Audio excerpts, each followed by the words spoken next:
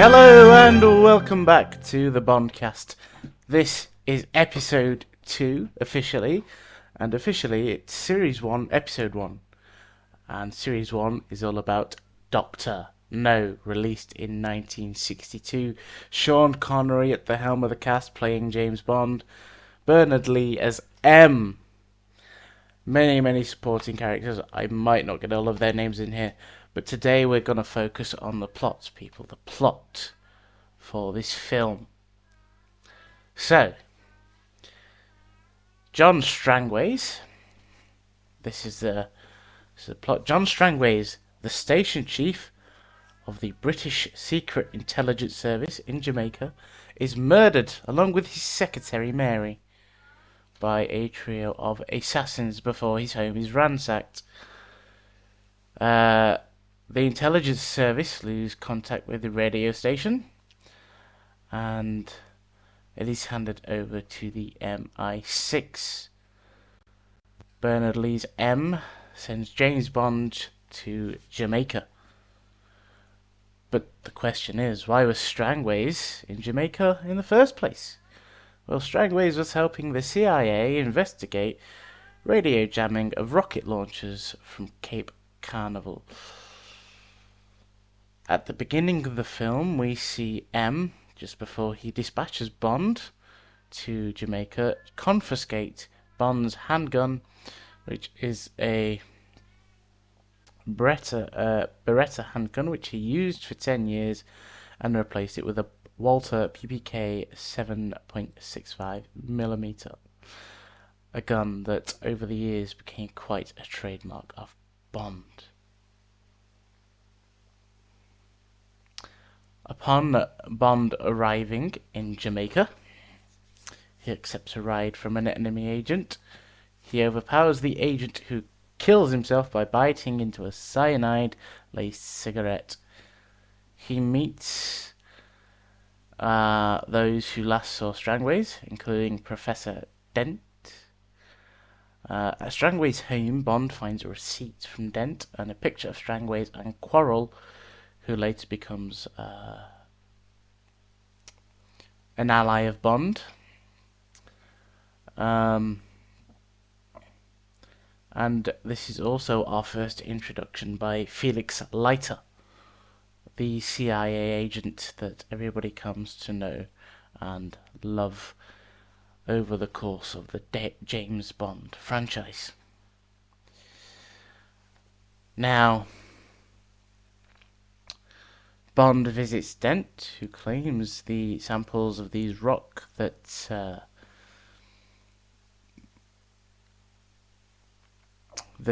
Rock and Strangways picked up at Crab Key. Crab Key is important. Dent claims the samples were iron pyrite. Dent then travels to Crab Key and is given a tarantula. This is the first attempt we see on James Bond's life. Instead, James kills the spider, because James is evidently smarter. He then goes to meet with a corrupt secretary, Playdell Smith's corrupt secretary, Miss Taro. As he drives to her home, the assassins try to run Bond off the road, but they crash and die. And then Bond has Taro arrested. He waits in her home. Dent arrives to kill Bond, but Bond kills Dent instead, because Bond is just the better man, you know. Overnight, Quarrel takes Bond to Crab Key. Whilst Bond is laying low in Crab Key, he meets Honey Rider. She's the first Bond girl. She was quite an attractive Bond girl back then. She was a shell diver and seller. Dr. No, the villain, his armed guards search for them. And at night they go out with a flame tank that people called a dragon to try and kill them. It does kill Quarrel. Bond and Ryder get captured. They're radioactive from the swamp, but are put through decontamination. They are then taken to comfortable suites, closing their sizes, but their drink is drugged and they fall asleep. They then wake up and are escorted to dine with the base's owner, Dr. No, or Dr. Julius No is his full name. A Chinese-German scientist with a prosthetic metal hand because of his exposure to radiation.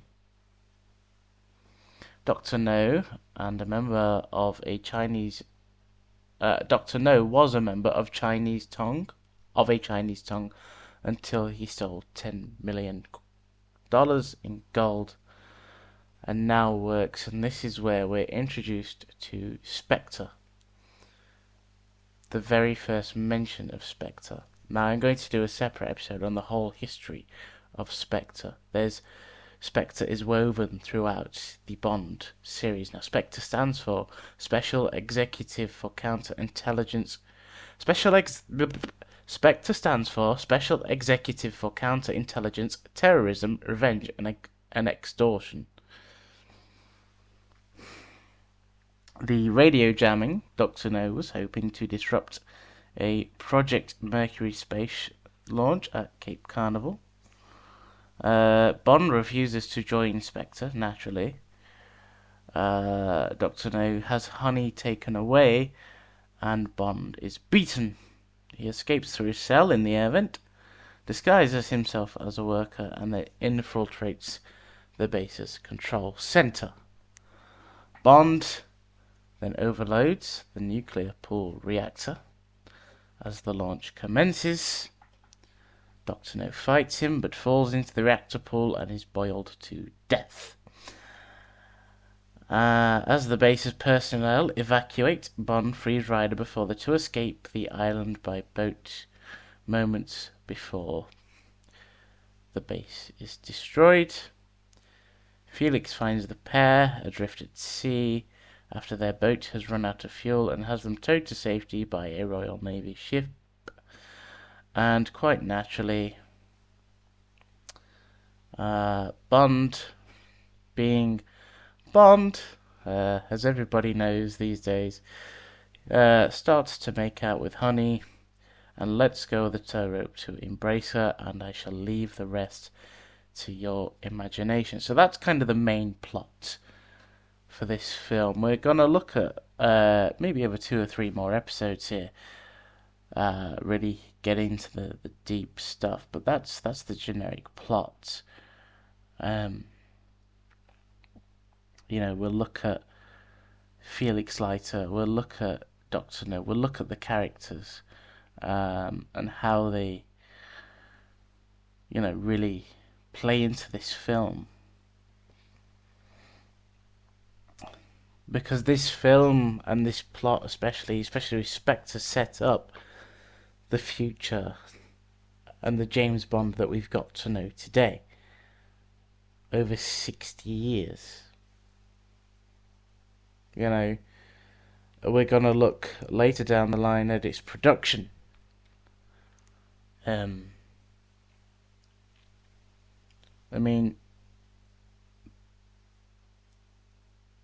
budget was $1.1 million US, which at the time in the UK was only worth £392,022. Not a lot of money, especially in those days, to make a film. But it's a bit like Doctor Who.